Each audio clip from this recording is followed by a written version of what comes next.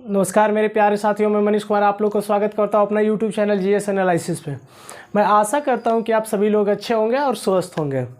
तो आज हम लोग चर्चा करने जा रहे हैं शिक्षा एवं संस्कृति का अधिकार। शिक्षा एवं संस्कृति का अधिकार कि शिक्षा एवं संस्कृति का क्या क्या हम लोग का अधिकार है एजुकेशन एंड कल्चर पे, एजुकेशन एंड कल्चर पे। ठीक है, तो चलिए आइए हम लोग स्टार्ट करते हैं। आप सभी लोग एकत्र होकर पढ़ने के लिए बैठ जाइए। ठीक है, तो चलिए हम लोग स्टार्ट करते हैं। यहाँ पे क्या बोला गया, education and culture, education and culture.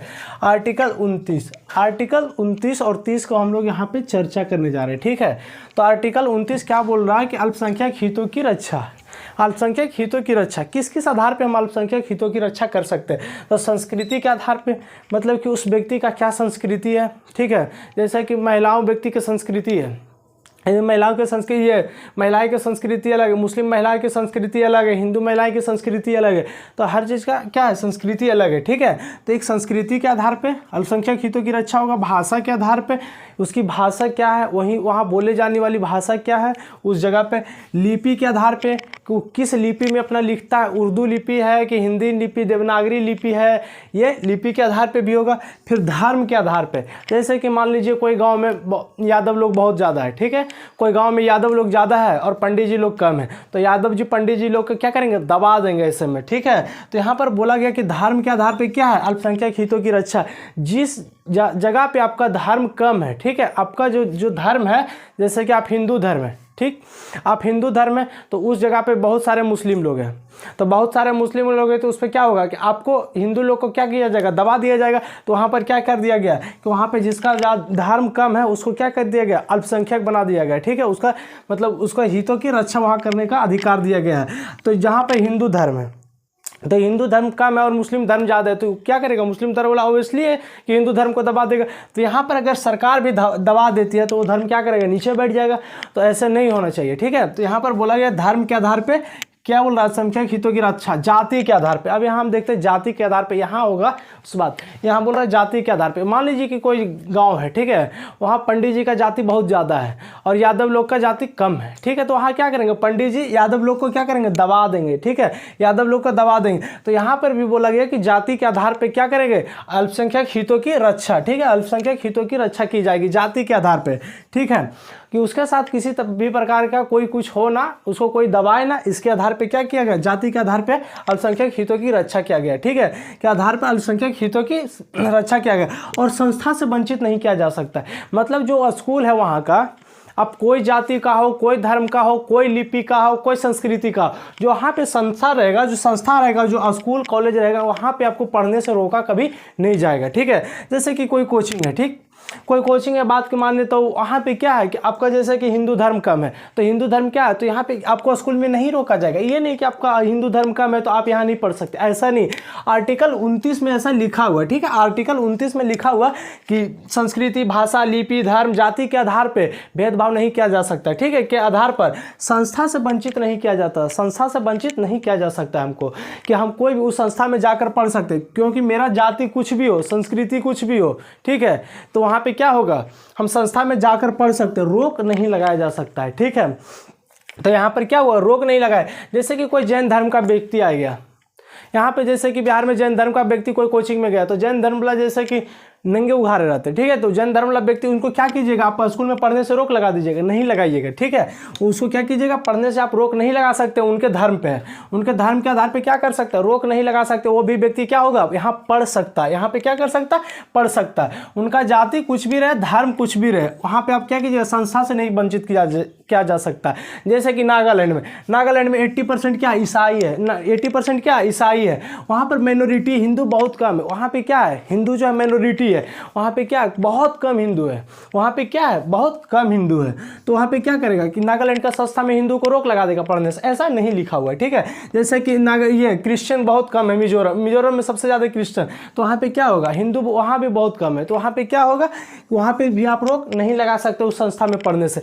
जिस धर्म धर्म का 10% से कम जनसंख्या हो उसे हम मेजोरिटी में रखते हैं, ठीक है, उसे माइनॉरिटी में रखते हैं, सॉरी उसे हम क्या कर सकते हैं, माइनॉरिटी में रखते हैं। जिस धर्म का 10% से जनसंख्या कम हो उसको हम लोग क्या रखते हैं, माइनॉरिटी में रखते हैं। वो संस्कृति के आधार पे हो, भाषा के आधार पे हो, लिपि के आधार पे हो या धर्म के आधार पे हो, उसको हम लोग कहाँ रखते हैं, माइनॉरिटी में रखते हैं। उसको कहाँ रखते हैं, अल्पसंख्यक हितों में रखते हैं, अल्पसंख्यक में रखते हैं उसको, कहाँ, अल्पसंख्यक में, ठीक है।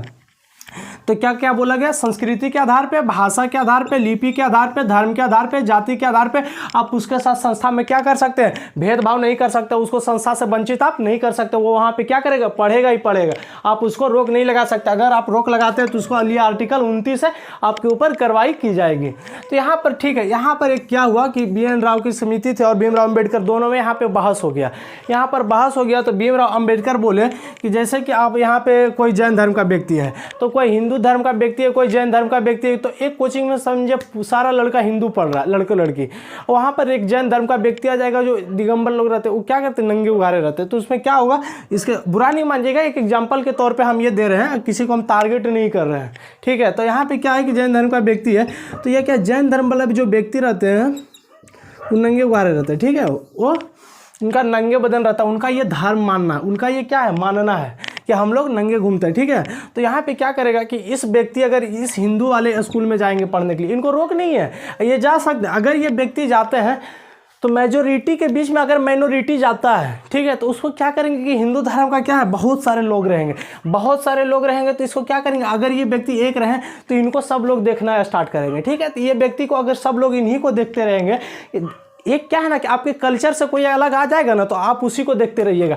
आप मान लीजिए कि आप कहीं, आप सारे लोग बिहारी हैं, ठीक है, आपके बीच में एक पंजाबी आ जाएगा ना तो उसको बोलिएगा कि भाई पगड़ी कैसे बांधे हो, ये कैसे किए हो, ठीक है, तिरछुल लेके, तो ये तलवार लेके तुम क्यों चलते हो सीख को, ऐसे तुम बोलते रहोगे, उसके साथ मतलब क्वेश्चन बहुत करते रहोगे, ठीक है। तो ये क्या करेगा, सब लोग जैन धर्म के वाले लोग को ही देखना स्टार्ट कर देंगे। तो हिंदू लोग क्या करेंगे, सब इन्हीं को टारगेट करेंगे, इन्हीं को देखेंगे कि भाई ये कैसे आ गया कोचिंग में, ये नंगे रहते हैं। तो ये नहीं, तो इनको आप रोक नहीं लगा सकते, लेकिन इनके लिए कुछ प्रावधान किया गया आर्टिकल 30 में। आर्टिकल 30 में इनके लिए कुछ प्रावधान किया गया, तो अल्पसंख्यक अपनी संस्था खोल सकते हैं। तो जो बोले जिनकी जनसंख्या कम है, मेजोरिटी के बीच में पढ़ने में अगर कोई प्रकार का दिक्कत हो रहा है माइनॉरिटी का, ठीक है, मेजोरिटी के बीच में पढ़ने में अगर किसी भी प्रकार का दिक्कत हो रहा है माइनॉरिटी का, तो वो क्या कर सकता है, अपनी संस्था खोल सकता है। तो यहाँ पर क्या बोला गया मेरे प्यारे साथियों कि वो अपनी क्या कर सकता है, संस्था खोल सकता है। जो संस्था का अगर पेमेंट जो होगा, जो वहाँ टीचर पढ़ाएंगे उनकी संस्था का पैसा कौन देंगे, सरकार देंगे। तो यहाँ पर बोला गया कि अल्पसंख्यक अपनी संस्था खोल सकते हैं, जिनकी जनसंख्या कम है, जो कि एक मेजोरिटी के बीच में माइनॉरिटी नहीं पढ़ सकते, जहाँ पे मेजोरिटी के बीच में माइनॉरिटी नहीं पढ़ सकते हैं, वो क्या कर सकते हैं, अपनी संस्था खोल सकते हैं, और वो संस्था का जो पैसा होगा वो कौन देंगे, सरकार देगी, ठीक है। तो यहाँ पर बोला गया कि मेजोरिटी के बीच में माइनॉरिटी को नहीं रोक सकते हैं, मतलब मेजोरिटी के बीच में माइनॉरिटी को आप पढ़ने से नहीं रोक सकते, ठीक है। जैसे कि मदरसा, संस्कृति विद्यालय, ये सब आप जाने से नहीं रोक सकते, लेकिन उसमें क्या है कि आप अगर जाइएगा तो जैसे कि वही बात ना हो गया कि जैसे कि कोई, आप जैसे कि एक समूह है,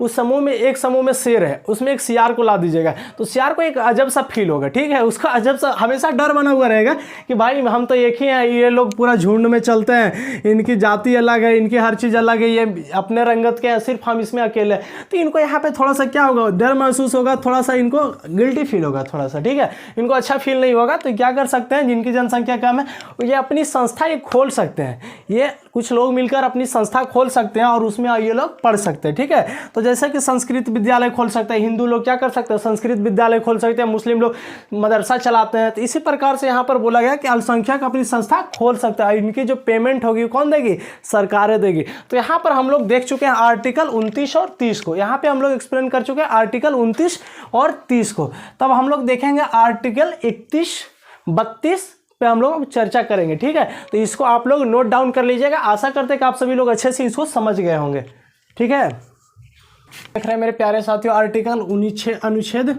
19F को, ठीक है। थोड़ा सा हम लोग चर्चा कर रहे हैं आर्टिकल 19F पे। 19F में हम थोड़ा सा देख चुके थे इसको, लेकिन फिर से यहाँ पे हम देख रहे हैं आर्टिकल 19F पे। तो आर्टिकल 19F में बोला गया है संपत्ति का अधिकार, ठीक है। तो यहाँ पर बोला गया संपत्ति आपको खरीदने का अधिकार और संरक्षित रखने का अधिकार 12 से 35 में आता है। क्या 12 से 35 में आता है आर्टिकल भाग 3 में, 12 से 35 में, ठीक है, 12 से 35 में आर्टिकल भाग 3 में। तो इस टाइम जो था मेरे प्यारे साथियों मोरारजी देसाई का टाइम था 1978। तो बोला गया कि संपत्ति का जो अधिकार होगा वो एक कानूनी अधिकार बना दिया गया है। ठीक है, पहले इसमें क्या होता था कि किसी के पास अगर संपत्ति है ना तो वो संपत्ति अपने देना नहीं चाहता था, अपना ज़मीन देना नहीं चाहता था। क्या होता था, जैसे कि मान लीजिए रेलवे लाइन गुजर गया, यहाँ से मानिए रेलवे लाइन गुजर रहा है, यहाँ से जैसे रेलवे लाइन गुजर गया, यहाँ पे एक व्यक्ति का खेत आ गया। ठीक, यहाँ पे कोई व्यक्ति का अगर खेत आ गया तो ये व्यक्ति क्या कहता है कि हम यहाँ पे अपना खेत नहीं देंगे। यहाँ पर क्या कर रहा है, रेलवे बनने में बाधित कर रहा है। तो यहाँ पर बोला गया कि ये तो रेलवे ऐसा घुमाएगा नहीं भाई, क्योंकि ये जो यहाँ पे जिलेबी टाइप थोड़ी ना करेगा, यहाँ पर जिलेबी थोड़ी ना बनाएगा, यहाँ पे क्या करेगा कि रेलवे तो ऐसे घुमाएगा नहीं। तो यहाँ पर क्या हुआ, तो इसका अगर मौलिक अधिकार का हनन हो रहा तो चल गया सुप्रीम कोर्ट। ये व्यक्ति चल गया सुप्रीम कोर्ट, बोला कि ये तो संपत्ति का अधिकार तो हमारा मौलिक अधिकार है, हमको रखने का अधिकार है। तो यहाँ पर की किया, ये रेलवे बनाने के लिए रोक दिया गया, यहाँ पर रोक दिया गया और ये व्यक्ति चल गया सुप्रीम कोर्ट। सुप्रीम कोर्ट गया तो सुप्रीम कोर्ट के बोले इस तो सही बात है भाई, इसका संपत्ति का इसका अधिकार जो है मौलिक अधिकार है, इसको तो आप इसका संपत्ति से वंचित नहीं कर सकते। तब उन्होंने क्या, तब फिर मोरारजी देसाई के जब सरकार आई तो उन्होंने क्या किया कि संपत्ति को अधिकार का एक कानूनी अधिकार बना दिया। बोले कि सब जगह हमको डिस्टर्ब हो रहा है, जो सामाजिक काम करने में हर जगह हमको क्या हो रहा है, डिस्टर्ब हो रहा है। कोई रेलवे बनाने के लिए ज़मीन नहीं दे रहा है, कोई सड़क बनाने के लिए ज़मीन नहीं दे रहा है। तो हाँ बोला कि सरकार अब चाहेगी तो आपका ज़मीन छीन सकती है। ठीक है, सरकार चाहेगी तो आपका ज़मीन छीन सकती है कोई सामाजिक कार्य के लिए। यहाँ पर बोला गया कि समाज के हितों के लिए, मतलब कोई व्यक्ति के हितों के लिए हम समाज की रक्षा को, समाज के क्या कर सकते हैं, जिसके सुविधाओं को हम बलिदान नहीं दे सकते, किसी व्यक्ति के हित के लिए समाज के सुविधाओं को हम बलिदान नहीं दे सकते। तो यहाँ पर मोरारजी देसाई की सरकार आई और 44वां संविधान संशोधन किए। 44वां संविधान संशोधन अधिनियम 1978 द्वारा इसको एक कानूनी अधिकार बना दिया गया और कानूनी अधिकार बनाकर इसको आर्टिकल 301 के तहत, ठीक है, आर्टिकल 301 के तहत कानूनी अधिकार बना दिया गया। आर्टिकल 301 के तहत कानूनी अधिकार बना दिया गया। 44वां संविधान संशोधन अधिनियम 1978 किए और उसको क्या किया, आर्टिकल 300A में उसको फेंक दिए उठा के, बोले कि चल जाओ तुम आर्टिकल 300A में रहना। क्या हो गया, अब तुम कानूनी अधिकार बन गए हो, जो सरकार चाहेगी तो अब हम ले सकते हैं किसी का जमीन। ठीक है, अब यहाँ पर कोई भी सरकारी काम डिस्टर्ब नहीं होगा। तो ये क्या गया था मोरारजी देसाई के सरकार में। ठीक है, तो आर्टिकल क्या कहता है, आर्टिकल 30 का आर्टिकल 19F बोल रहा है कि यहाँ पर अगर आपका जमीन आएगा तो अब रेलवे सीधे गुजरेगी, अब जिलेबी और अथी नहीं बनेगी यहाँ पर। ठीक है, यहाँ पर क्या होगी, रेलवे सीधे गुजरेगी, आप इसको नहीं रोक सकते। यहाँ पे रोड है तो रोड यहाँ से सीधे गुजरेगी, आप इसको मुड़ा नहीं सकते। आप ये नहीं कि रोड ऐसे आ रहा था ऐसे करके ले जाइए, ये नहीं हो सकता है। ठीक है, तो यहाँ पर क्या बोला गया कि यहाँ पर अब कानूनी अधिकार संपत्ति का अधिकार बना दिया गया। तो यहाँ पर बोला गया कि आपको खरीदने की आज़ादी है। आर्टिकल 19F में बोला कि आप संपत्ति को खरीद सकते हैं, संपत्ति को आप संरक्षित रख सकते हैं। ठीक है, संपत्ति को आप खरीद सकते हैं, संपत्ति को आप संरक्षित रख सकते हैं, लेकिन वो संपत्ति जब सरकार चाहेगी तो छीन सकती है, लेकिन कोई पर्सनल व्यक्ति आपका संपत्ति नहीं छीन सकता। तो उसी के लिए लाया गया आर्टिकल 31। आर्टिकल 31 लाया गया कि संपत्ति से वंचित नहीं कर सकते, डिसमिस आपको कोई नहीं कर सकता। आर्टिकल 31 से रिलेटेड है 19F। ठीक है, आर्टिकल 31 से रिलेटेड है 19F कि आप कोई भी संपत्ति खरीदिए उसको संरक्षित रखिए खरीद कर। आपको कोई पर्सनल व्यक्ति जो है ना वो आपको इससे क्या कर सकती है, वंचित नहीं कर सकती, आपसे छीन नहीं सकती। अगर आपसे कोई संपत्ति अगर पर्सनल व्यक्ति कोई छीनता है तो उसके लिए सुप्रीम कोर्ट है, उसका रक्षा कौन करेगा, सुप्रीम कोर्ट करेगा। सुप्रीम कोर्ट जाइए, आपको यहाँ क्या होगा, उसका अधिकार मिलेगा। ठीक है, आपको क्या होगा, अधिकार यहाँ पर मिलेगा, आपसे कोई छीन नहीं सकता, आप संरक्षित रख सकते हैं, आप खरीद सकते हैं, आप संरक्षित रख सकते हैं और खरीद सकते हैं। निजी व्यक्ति कोई नहीं छीन सकता, लेकिन सरकार चाहेगी बाबू तो छीन लेगी। ठीक है, तो यहाँ पर वही बोला गया कि आपका आर्टिकल 31 में कि संपत्ति से आपको कोई पर्सनल व्यक्ति वंचित नहीं कर सकता है, लेकिन सरकार वंचित कर सकती है। तो यहाँ पे हमारा क्या हुआ, आर्टिकल 31 खत्म होता है। 29F को भी आप देख चुके होंगे कि कैसे कैसे क्या हुआ। तो चलिए इसको नोट डाउन कर लीजिएगा। अब हम लोग चर्चा करने जा रहे हैं आर्टिकल 32 पे। अब हम लोग चर्चा करने जा रहे हैं आर्टिकल 32 पे। आर्टिकल 32 में बोला गया है रीट 5 प्रकार के होता है। ठीक है, जो ये क्या होता है, लोगों के कानून की मतलब मौलिक अधिकारों की रक्षा करता है। अनुच्छेद 32 क्या करता है, लोगों के मौलिक अधिकारों की रक्षा करता है। अगर आर्टिकल 32 नहीं रहेगा तो सारे आर्टिकल शून्य मान लिए जाएंगे। ठीक है, आर्टिकल अगर 32 नहीं रहेगा तो सारे आर्टिकल क्या है, शून्य मान लिए जाएंगे। मतलब आर्टिकल का मेन जो जड़ है वो आर्टिकल 32 है। आर्टिकल का मेन जड़ कौन है, आर्टिकल 32 है। ठीक है, आर्टिकल अगर नहीं रहेंगे तो आर्टिकल 19 में जितने प्रावधान है सब शून्य मान लिए जाएंगे। आर्टिकल में टोटल प्रावधान जो है ना शून्य मान लिए जाएंगे 12 से 35 में, फिर लोगों के मौलिक अधिकारों का कोई रक्षा नहीं रह जाएगा। ठीक है, तो आर्टिकल 32 में क्या कहा गया, इनके थोड़ा सा बेसिक चीज़ें हम देख लेते हैं, उसके बाद हम लोग चर्चा करेंगे कि आर्टिकल 32 में 5 प्रकार का रिट कौन कौन सा है। तो ठीक है, तो ये बोला गया कि संवैधानिक उपचारों का अधिकार, आर्टिकल 32 जो है संवैधानिक उपचारों का अधिकार है। संवैधानिक उपचार, जो किसी भी व्यक्ति किसी का मूल अधिकार का हनन करता है तो उसका क्या है, संवैधानिक उपचार है। उसका क्या है, संवैधानिक उपचार है। तो अनुच्छेद 32 क्या है, संवैधानिक उपचारों का एक अधिकार है। ठीक है, एक अधिकार है। उसका बाद बोला गया कि राज्य किसी व्यक्ति को, यहाँ पे शब्द पे गौर कीजिएगा, बोल रहा है राज्य किसी व्यक्ति को मूल अधिकारों का उल्लंघन करता है तो सुप्रीम कोर्ट जा सकता है। यहाँ पे शब्द पे गौर कीजिएगा कि राज्य किसी व्यक्ति के क्या कर रहा है कि राज्य किसी व्यक्ति के मूल अधिकारों का क्या करता है, उल्लंघन करता है तो कहाँ जा सकता है, सुप्रीम कोर्ट जा सकता है। ऐसा उसका अधिकार है, अनुच्छेद 32 में लिखा हुआ है। ठीक है, इसका मूल थोड़ा सा पॉइंट हम लोग देख रहे हैं, उसका बाद हम लोग चर्चा करेंगे कि 5 प्रकार का रिट कौन कौन सा है। हाँ, यहाँ पर बोल गया सुप्रीम कोर्ट मूल अधिकारों को सुनिश्चित करने के लिए रिट जारी कर सकता है। अच्छा, सुप्रीम कोर्ट हमारे मूल अधिकारों को रक्षा कैसे करेगा तो कैसे करेगा। ठीक है, तो यहाँ पर बोला गया कि सुप्रीम कोर्ट मूल अधिकारों को सुनिश्चित करने के लिए रिट जारी कर सकता है। सुप्रीम कोर्ट मूल अधिकारों को सुनिश्चित करने के लिए रिट जारी कर सकता है। मतलब सुप्रीम कोर्ट जो है हमारे मूल अधिकारों की रक्षा कैसे करेगा, सुप्रीम कोर्ट हमारे मूल अधिकारों की रक्षा कैसे करेगा। तो यहाँ पर बोला गया कि सुप्रीम कोर्ट मूल अधिकारों को सुनिश्चित करने के लिए क्या कर सकते हैं, रीट जारी कर सकते हैं। क्या कर सकते हैं, रीट जारी कर सकते हैं। ठीक है, तो यह रीट का जो प्रावधान है वो कहाँ से लिया गया है, रीट किस देश से लिया गया, ये हमारे देश का तो शब्द है नहीं। तो रीट जो है मेरे प्यारे साथियों वो ब्रिटेन से लिया गया। रीट कहाँ से लिया गया, रीट ब्रिटेन से लिया गया। रीट क्या होता है कि ब्रिटेन में महारानी वहाँ लोग राजा लोग लगाते हैं। ठीक है, रीट वहाँ कौन लगाते हैं, राजा लोग लगाते हैं। लेकिन हमारे यहाँ कौन लगाता है, सुप्रीम कोर्ट रीट लगाता है। हमारे यहाँ कौन लगाता है, सुप्रीम कोर्ट रीट लगाता है। यहाँ एकदम पॉइंट बाई पॉइंट पढ़ेंगे, एकदम जड़ से, समझे ना। ऐसा आप कभी नहीं देखेंगे, एकदम लेवल से पढ़ेंगे। ठीक है, आप लोग वीडियो को शेयर लाइक करते रहिए एकदम दबाकर।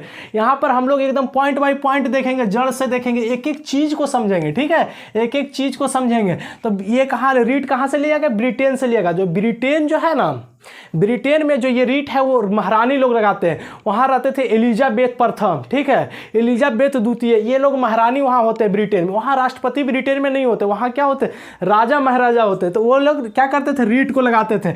लेकिन हमारे यहाँ रीट कौन जारी करते हैं, सुप्रीम कोर्ट जारी करते हैं। हमारे यहाँ ना तो प्रधानमंत्री रीट जारी करते हैं, ना तो राष्ट्रपति रीट जारी करते हैं। जो सबसे सर्वोच्च है वो क्या है, सुप्रीम कोर्ट है। इनका न्याय मानने के लिए सब बाध है। ठीक है, इनका न्याय मानने के लिए क्या है, सब बाध है। पापा के पापा लगाते हैं। यहाँ पे रीट कौन लगाते हैं, पापा के पापा लगाते हैं। ठीक है, तो यहाँ पे कौन रीट लगाता है, सुप्रीम कोर्ट रीट लगाते हैं। ठीक है, ना कि यहाँ पे प्रधानमंत्री और राष्ट्रपति लगाते हैं। ठीक है, तो यहाँ पर बोला गया कि अगर कोई भी व्यक्ति किसी व्यक्ति के मूल अधिकारों का उल्लंघन करता है तो क्या कर सकता है, सुप्रीम कोर्ट उस पर रीट लगा सकता है। ठीक है, सुप्रीम कोर्ट क्या कर सकता है, मूल अधिकारों को सुनिश्चित करने के लिए रीट जारी कर सकता है, रीट जारी कर सकता है। ठीक है, तो रीट कहाँ से लिया गया, ब्रिटेन से लिया गया। ठीक है, इस पर ध्यान रखिएगा। रीट एक प्रकार की क्या है, ठीक है, रीट एक प्रकार की क्या है, रीट एक प्रकार की सुप्रीम कोर्ट द्वारा जारी किया गया आदेश है। रीट, कोई पूछेगा रीट क्या है, सिंपल सी क्वेश्चन है भाई, रीट क्या है। रीट सुप्रीम कोर्ट द्वारा जारी किया गया एक आदेश है। रीट सुप्रीम कोर्ट द्वारा जारी किया गया क्या है, एक आदेश है। ठीक है, सिंपल सी बोलना है।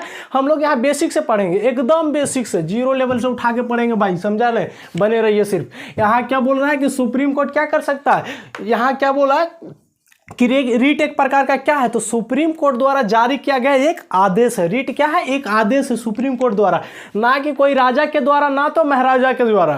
यहाँ किसके द्वारा, पापा के द्वारा जारी किया गया क्या है, एक क्या है, एक क्या है, रीट आदेश है। क्या है, एक रीट आदेश है। ठीक है, एक क्या है, आदेश है। तो अब बोल रहा है, ठीक है, क्या बोल रहा है, अब बोल रहा है कि सुप्रीम कोर्ट किसी व्यक्ति के मूल अधिकारों की सुरक्षा प्रदान करने के लिए 5 प्रकार की रीट जारी करेगी। सुप्रीम कोर्ट किसी व्यक्ति के मूल अधिकारों की रक्षा कैसे कर सकती है। यहाँ पे क्वेश्चन उठा कि सुप्रीम कोर्ट किसी व्यक्ति के मूल अधिकारों की रक्षा कैसे करेगी, तो वहां पर सुप्रीम कोर्ट ने बोला कि हम 5 प्रकार के क्या करेंगे, रीट जारी करेंगे। उस पर हम 5 प्रकार का रीट जारी करेंगे।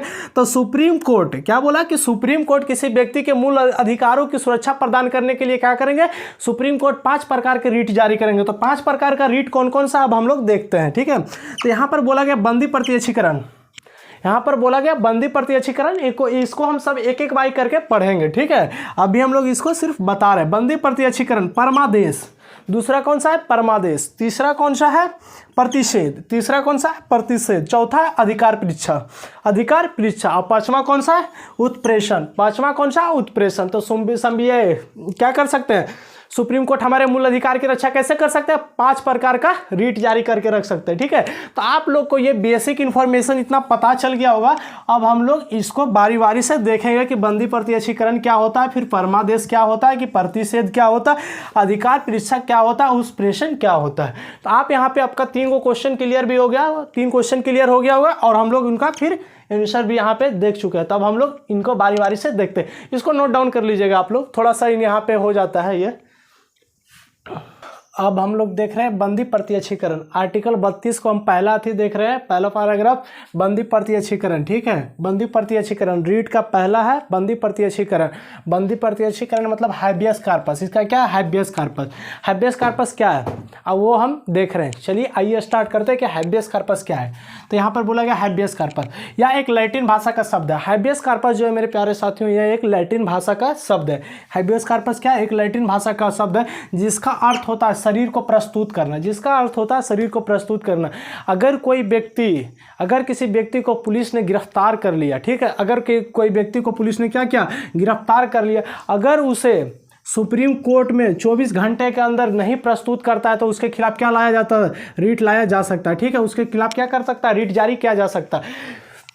यहाँ पर बोला गया कि अगर कोई व्यक्ति को पुलिस अगर गैर कानूनी तरीके से गिरफ्तार कर लेती है, अगर कोई व्यक्ति को पुलिस गैर कानूनी तरीके से गिरफ्तार कर लेती है और 24 घंटा के अंदर उस पर क्या होगा, पुलिस अगर उसको सुप्रीम कोर्ट में अगर हाजिर नहीं करती है, मतलब कि उसका निजी कोर्ट में जहाँ पे डिस्ट्रिक्ट कोर्ट हो या उसका सामने सुप्रीम कोर्ट हो या फिर हाई कोर्ट हो, या वहाँ पे अगर व्यक्ति को प्रस्तुत नहीं करता तो यहाँ पे क्या होगा, इसके ऊपर रीट लाया जा सकता है। जब किसी व्यक्ति को गैर कानूनी तरीके से हिरासत में लिया जाता है तो उसके ऊपर क्या लाया, रीट लाया जा सकता है। ठीक है, रीट लाया जा सकता है। रीट क्या होता है कि कोई भी कोर्ट का क्या होता है, आदेश होता है, कोई भी कोर्ट का आदेश होता है। जैसे कि सुप्रीम कोर्ट का आदेश है। ठीक है, अगर हाई कोर्ट किस पे आदेश देगा, डिस्ट्रिक्ट कोर्ट पे आदेश देगा, तो इसी वजह से क्या है, ये क्या है सुप्रीम, ये रीट क्या है, एक सुप्रीम कोर्ट का आदेश है। रीट क्या है, एक आदेश है। ठीक है, तो यहाँ पर बोला गया कि अगर किसी व्यक्ति को प्रस्तुत 24 घंटा के साथ शरीर नहीं किया जाता है तो उसके ऊपर क्या लाया जा सकता है, रीट लाया जा सकता है। ठीक है, उसके ऊपर क्या लाया जा सकता है, रीट लाया जाता है। तो इसी को हम लोग बोलते हैं क्या, बंदी प्रत्यक्षीकरण हैबियस कार्पस। इसको हम क्या बोलते हैं, बंदी प्रत्यक्षीकरण हैबियस कार्पस। ठीक है, जिसका अर्थ होता है शरीर को प्रस्तुत करना, जिसका अर्थ क्या होता है, शरीर को प्रस्तुत करना। हम लोग कोर्ट में जाते हैं तो अपराधी को क्या करता है, पुलिस क्या करता है, वहां पर प्रस्तुत ही ना करता है, जज के सामने क्या करता है, प्रस्तुत करता है कि हाँ मालिक ये अपराधी किया, 24 घंटा के अंदर हम क्या कर दें, इसको 24 घंटा के अंदर क्या किए कि इसको प्रस्तुत कर दिए, इसको क्या किए, प्रस्तुत कर दिए। ठीक है, वहाँ पे जो नज़दीकी न्यायालय रहेंगे, वहाँ क्या करना पड़ेगा, 24 घंटा के अंदर प्रस्तुत करना पड़ेगा। परमादेश, इसका सुनिए को इसका शब्द लग रहा है परमादेश, मतलब किसी को आदेश देता है ये। ठीक है, परमादेश यहाँ बोल रहा है, परमादेश यहाँ पर क्या बोल रहा है, मैंडमस, यहाँ पे क्या बोल रहा है, परमादेश। परमादेश क्या, अब हम लोग परमादेश पे चर्चा करते हैं, मैंडमस पे। या एक लैटिन भाषा का शब्द, या भी एक लैटिन भाषा का शब्द है। मैंडमस भी है ना, एक लैटिन भाषा का शब्द है जिसका अर्थ होता है हम आदेश देते हैं। मतलब यहाँ पे दे रहा परमादेश, मतलब परम आदेश, मतलब यहाँ पर क्या कर रहा, परमादेश मतलब किसी को आदेश दे रहा। तो यहाँ पर बोल रहा है कि हम आदेश देते हैं। ठीक है, हम आदेश देते हैं कि या रीट सरकारी अधिकारियों के विरुद्ध लाया जाएगा। ठीक है, या क्या कहा गया कि या रीट सरकारी अधिकारियों के विरुद्ध जारी किया जाता है। यहाँ पे क्या बोला गया कि या रीट जो है सरकारी अधिकारियों के विरुद्ध जारी किया जाता है। सरकारी अधिकारी अपने कर्तव्यों का अगर पालन नहीं करते हैं सही ढंग से, ठीक है, अगर सरकारी अधिकारी जैसे कि वो डिस्ट्रिक्ट मजिस्ट्रेट हो, ठीक है, वो डिस्ट्रिक्ट मजिस्ट्रेट हो या BDO हो या डॉक्टर हो या कोई भी हो, अगर वो अपने कर्तव्यों का सही से पालन नहीं करते हैं तो उनके ऊपर क्या लाया जाएगा, एक रीट लाया जाएगा, आदेश लाया जाएगा। जैसे कि मैडम स्कूल में गई पढ़ाने के लिए और वहाँ पे क्या कर रही है, सूटर बीन रही, वहाँ पे क्या कर रही है, सूटर बीन रही। तो सूटर वो बच्चा को पढ़ा कर नहीं, उनका बच्चा को भविष्य बर्बाद करके वो क्या कर रही है, सूटर बीन रही है। तो यहाँ पे उसके खिलाफ क्या लाया जा सकता है, उसके खिलाफ अगर कोई कंप्लेन करता है तो यहाँ पे सुप्रीम कोर्ट उससे क्या करेगा, या कोई भी कोर्ट उस पर क्या करेगा, परमादेश जारी करेगा। ठीक है, परमादेश जारी करेगा।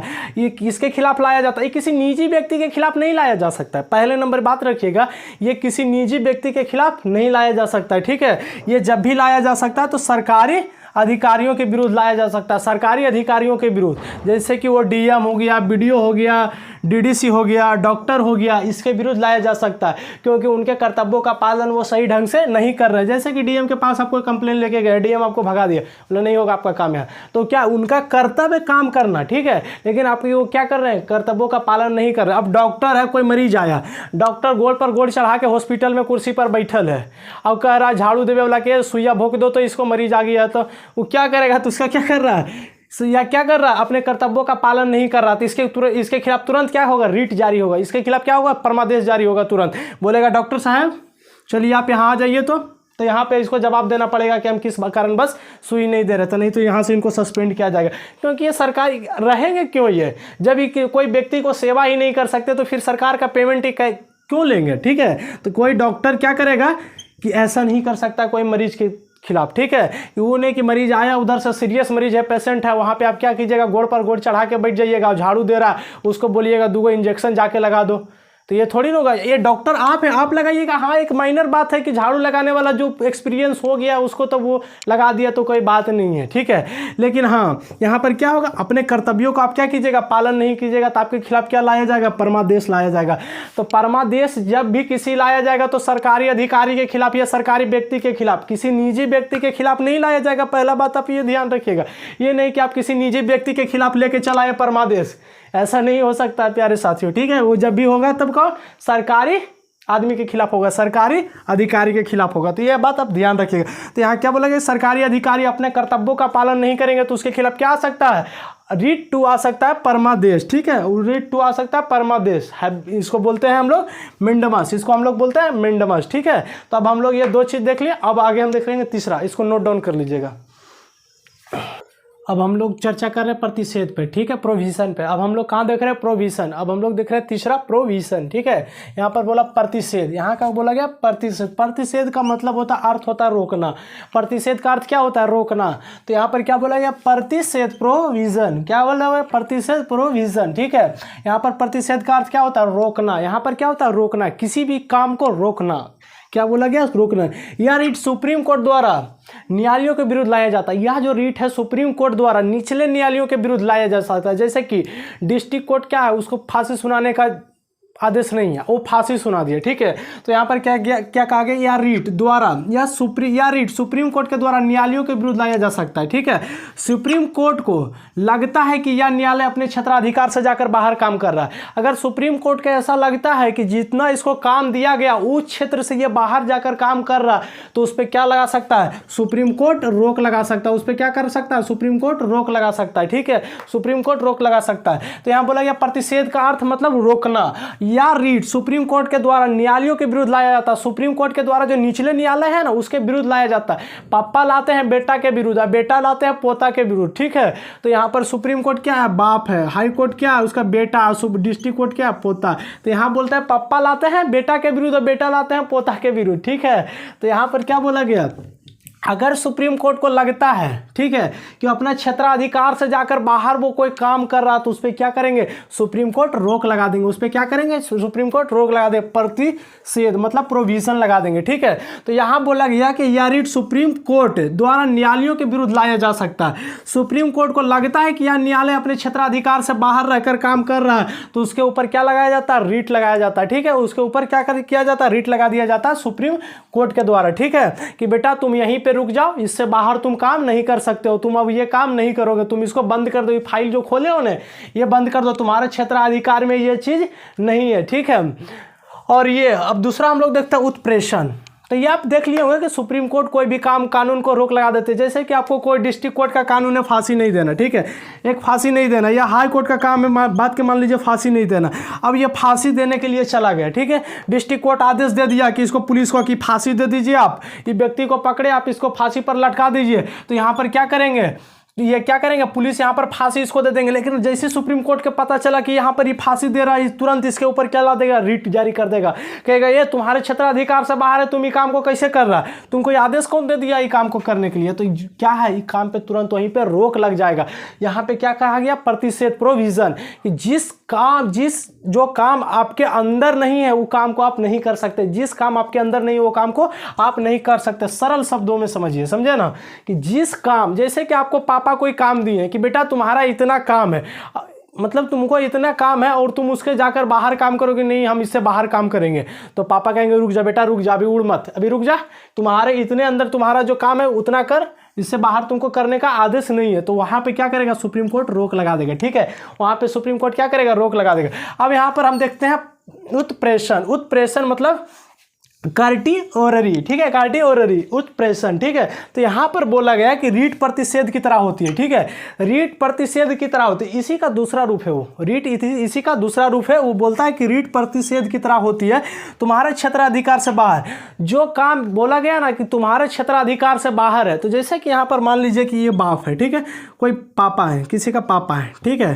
तो यहाँ पर क्या क्या गया, रोक लगा दिएगा। और ये काम क्या कर रहा है, ये वो कोई काम है उसको क्या कर रहा है, बेटा कर रहा है, उसको क्या कर रहा है, बेटा उस काम को कर रहा है। तो पापा, पहले के पापा होते थे कि रोक दे बेटा रोक दे, अभी काम तेरा अधिकार में नहीं हो, तू नहीं कर सकनी। लेकिन आज के पापा जो बेटा प्रैक्टिस करता है कोई भी काम को, जैसे कि कोई भी खिलौना मान लीजिए, ठीक है, गाड़ी को खोल दिया बेटा पूरा और उससे कसाइए नहीं रहा है, तो आजकल का बाप क्या है कि उसको मतलब मदद करेगा, उसको क्या करेगा, मदद करेगा कि हाँ तुमको मदद करके दोनों बाप बेटा मिलकर इसका क्या कर देंगे, कस देंगे, फिर से गाड़ी को वैसे ही चलेगा जैसे पहले चल रहा था। तो यहाँ पर क्या कहिएगा, यहाँ पे बाप डेली पहले तुरंत मारपीट के रोक लगा दिया जाता था पहले। आज के बाप है कि नहीं, आज का बाप मॉडर्न हो गया सब। यहाँ पे क्या किया, तो आप यहाँ पे उत्प्रेषण का मतलब आप समझिए, यहाँ पे क्या किया कि उसको मतलब सपोर्ट किया कि तुम यहाँ पे छोड़ दो, ये जो काम है ना हम देख लेंगे। ठीक है, यहाँ पर बाप बोला बेटा को कि तुम छोड़ दो ये काम को, यहाँ पर तुम्हारा काम हम देख लेंगे, तुम्हारा हम मदद कर देंगे, जो ये काम को तुम रहने दो। ठीक है, तुमसे ये नहीं हो पाएगा। तो सुप्रीम कोर्ट हाई कोर्ट के लिए करती है और हाई कोर्ट डिस्ट्रिक्ट कोर्ट के लिए करती है, कहती है कि बेटा ये काम तुमसे नहीं होगा, हम कर लेंगे, रहने दे। ठीक है, तो यहाँ पर बोला कि तुम्हारे क्षेत्राधिकार से बाहर है। ठीक है, अनुचित है, मतलब तुम ये काम को करने के लिए जो गाड़ी खोल दिए हो, इसको तुमको हम चलाने के लिए दिए थे, नहीं कि इसको खोलने के लिए दिए थे। तो खोल दी होती तुमसे कसाएगा नहीं, इसको रहने दो, हम कस देंगे। ठीक है, तो यहाँ पे क्या बोला गया, अनुचित न्याय। यहाँ पे तुम अनुचित न्याय नहीं कर पाओगे, इसके साथ जो गाड़ी तुम खोल दिए हो इसको तुम बढ़िया से नहीं कस पाओगे, ये हम ही कसेंगे जब कसेंगे। तो ठीक है, यहाँ पर अनुचित न्याय नहीं कर पाएगा। तो जैसे सुप्रीम कोर्ट का कोई अधिकार है, ठीक है, सुप्रीम कोर्ट का कोई भी कानून है उसको क्या कर सकता है, हाई कोर्ट सही से उसका फैसला नहीं दे सकता।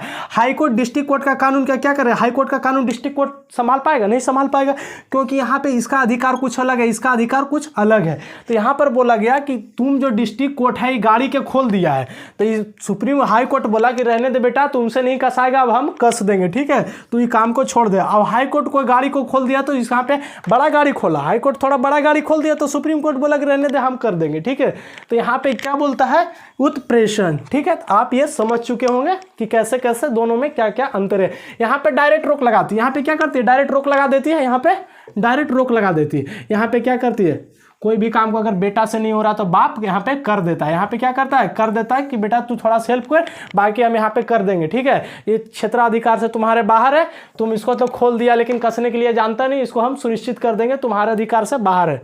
ठीक है, तो यहाँ पर आप समझ चुके होंगे इसको। तब चलिए हम लोग आगे देखते हैं अगला को। एक बचा हुआ है और 4 को हम रीट पढ़ा चुके हैं, एक रीट और है, देख लीजिए, उसको भी नोट डाउन कर लीजिएगा इसको। अब हम लोग चर्चा कर रहे हैं अधिकार पृष्ठता पे। ठीक है, अधिकार पृष्ठता, ठीक है, अधिकार पृष्ठता। ठीक है, अब हम लोग चर्चा कर रहे हैं अधिकार पृष्ठता पे, या क्या है, या रीट क्या है, अधिकार पृष्ठता रीट क्या है। तो यहाँ पे बोला गया है क्या, रीट तब जारी किया जा सकता है जब कोई व्यक्ति गैर कानूनी तरीके से सरकारी पद प्राप्त किया हो। या रीट कब जारी किया जा सकता है कि जब कोई व्यक्ति गैर कानूनी तरीके से सरकारी पद प्राप्त कर लिया हो। या रीट कब जारी किया जा सकता है कि जब कोई व्यक्ति गैर कानूनी तरीके से, कब, गैर कानूनी तरीके से, जैसे कि कोई भी चीज़, वो चीज़ गैर न है, आप वो काम को कर दीजिएगा। ठीक है, आप यहाँ पर क्या कीजिए, घूस देकर यहाँ पे आप क्या कीजिए, सरकारी पद को ग्रहण कर लीजिए। अभी बहुत चल रहा है, ऐसा बहुत चलते रहता है, कंपटीशन का दुनिया में ना सब आधा आधी पैसे दे के जाता है। तो यहाँ पर बोला गया कि गैर कानूनी तरीके से अगर कोई व्यक्ति सरकारी पद ग्रहण करता है तो उसके खिलाफ यह रीट लाया जा सकता है, अधिकार पृष्ठता। ठीक है, तो यहाँ पर बोला गया कि गैर कानूनी तरीके से किस पे, सरकारी व्यक्ति के खिलाफ गैर कानूनी तरीके से अगर कोई पद को वो ग्रहण करता है तो उसके खिलाफ यह अधिकार लाया जा सकता है। इस रीट के माध्यम से सुप्रीम कोर्ट संबंधित व्यक्ति उस पद के लिए दावेदार है कि नहीं, उसका योग्यता का जांच करता है। मतलब कि इस रीट के माध्यम से, अधिकार पृष्ठता के रीट के माध्यम से सुप्रीम कोर्ट क्या करता है कि उस पद के लिए उस व्यक्ति दावेदार है कि नहीं, उसका क्या करता है, सुप्रीम कोर्ट जाँच करता है। उसका बाद देखेगा यहाँ उस व्यक्ति क्या करता है, सुप्रीम कोर्ट उसका कोई व्यक्ति के खिलाफ अगर लाया जाता है, ऐसा कोई व्यक्ति कंप्लेन करता है सुप्रीम कोर्ट में कि ये क्या किया गया, घूस देकर ये गया है, ठीक है, ये क्या किया गया, घूस देकर गया है इसमें, तो उसके ऊपर क्या लाया जाता है, अधिकार पिछता लाया जाता है। तो सुप्रीम कोर्ट यहाँ पे क्या करेगा, वो व्यक्ति फॉर्म भरा था कि नहीं भरा था, तो सुप्रीम कोर्ट क्या जांच करेगा, वो फॉर्म भरा था कि नहीं भरा था, एग्जाम में वो व्यक्ति बैठा कि नहीं बैठा, एग्जाम बैठा तो उसका रिजल्ट हुआ कि नहीं हुआ, ठीक है, उसका रिजल्ट हुआ कि नहीं हुआ, अगर रिजल्ट हुआ तो कहाँ रिजल्ट उसका किस जगह कॉपी जांच हुआ, तो इसका फिर इंटरव्यू किस जगह हुआ, सारा चीज़ का क्या करता है, जांच करता है। अगर सुप्रीम कोर्ट पे इस पे आधे मतलब शक रह गया तो सारा चीज़ को क्या करेगा, जांच करेगा। गैर कानूनी तरीके से यहाँ से आप क्या करते हैं, किसी को रिश्वत देकर आप इसमें नहीं जा सकते, आप किसी व्यक्ति को रिश्वत देकर सरकारी पद ग्रहण नहीं कर सकते। लेकिन आजकल तो समझिए रे, करप्शन का दुनिया यहाँ सब चल जाता है इसी तरह, ठीक है। तो यहाँ बोला गया कि गैर कानूनी तरीके से सरकारी पद का आप दावेदार हैं या नहीं है, इसके लिए क्या करेगा, आपको ऐसा करने पे पता चला सुप्रीम कोर्ट के कोई व्यक्ति आपके खिलाफ मुकदमा लेकर गया, तो वहाँ क्या करेगा, आपके योग्यता का वहाँ जांच करेगा कि इस व्यक्ति फॉर्म भरा कि नहीं भरा था, एग्जाम दिया कि नहीं दिया, इसका रिजल्ट हुआ कि नहीं हुआ था, कि पैसा देकर रिश्वत देकर यहाँ पे ये बैठ गया, रिजल्ट हुआ तो उसका इंटरव्यू किस जगह हुआ, ये सब की क्या करती है, सुप्रीम कोर्ट जाँच करती है। तो आप लोग देख चुके होंगे 5 गो हम रीट हम सब देख लिए हैं, ठीक है, 5 रीट हम सब देख लिए हैं। अब हम लोग आर्टिकल 33 के कल चर्चा करेंगे, 33, 34, 35। तो यहीं पे मेरी वीडियो खत्म होती है। रीट के जो अधिकार है वो सुप्रीम कोर्ट का अधिकार जो है वो यहीं पे खत्म होता है कि सुप्रीम कोर्ट क्या क्या रीट के माध्यम से कर सकती है। आर्टिकल 32 हमारा यहाँ पे समाप्त होता है। आर्टिकल 29 को हम देख चुके हैं, आर्टिकल 30 को देख चुके हैं, आर्टिकल 31 और आर्टिकल 32 को हम लोग देख चुके हैं। तो यहीं पे मेरा क्या होता है, ये खत्म होता है, ठीक है, ये खत्म होता है। तो अब यहाँ पर मेरा वीडियो समाप्त होता है। तो चलिए, वीडियो अच्छा लगा तो लाइक करें, शेयर करें दोस्तों के साथ और चैनल को सब्सक्राइब कर ले और बेल आइकन को दबा ले, क्योंकि अगला वीडियो की नोटिफिकेशन आपको मिलता रहे, ठीक है। तो इसी पे मेरा एनसीईआरटी का बैच 0 से फाउंडेशन, समझे ना, 0 लेवल से हाई लेवल का एक फाउंडेशन बैच आ रहा है एनसीईआरटी का 6 to 12, ठीक है, 6 to 12 जल्दी आने वाला है। ये भी एकदम 0 लेवल से हम लोग स्टार्ट करेंगे, 6 to 12 का बैच एकदम 0 लेवल से स्टार्ट करेंगे हम लोग, पॉलिटी से ही स्टार्ट करेंगे उसमें 6 to 12 का, ठीक है, एकदम अपर नीचे लेवल से अपर लेवल का देखेंगे, नीचे से उठा के अपर लेवल में आप लोग को हम पटक देंगे, एकदम समरी इसमें सारा कुछ डिस्कस किया जाएगा। तो जल्दी आने वाला है एनसीईआरटी का बैच, वो भी स्टार्ट होगा स्मार्ट क्लास में, वो भी स्टार्ट होगा स्मार्ट क्लासेज में, ठीक है। तो 6 to 12 आप लोग अभी बोर्ड पर पढ़ लीजिए, लेकिन वो बैच जो एनसीईआरटी का आएगा वो स्मार्ट क्लासेज में आएगा और आपको फिगर के साथ आएगा, आपको एक एक चीज़ उसमें समझाया जाएगा, ठीक है, एकदम बेसिक से लेकर हाई लेवल तक हम लोग चलेंगे। तो ठीक है, यहीं पर मेरा वीडियो समाप्त होता है। अगर वीडियो अच्छा लगा तो फिर से एक बार बोल रहे हैं कि लाइक करें, शेयर करें दोस्तों के साथ और चैनल को सब्सक्राइब कर लें और बेल आइकन को दबा लें, क्योंकि अगले वीडियो हम डालेंगे तो उसका नोटिफिकेशन आपको मिलता रहे, ठीक है। तो चलिए, थैंक यू।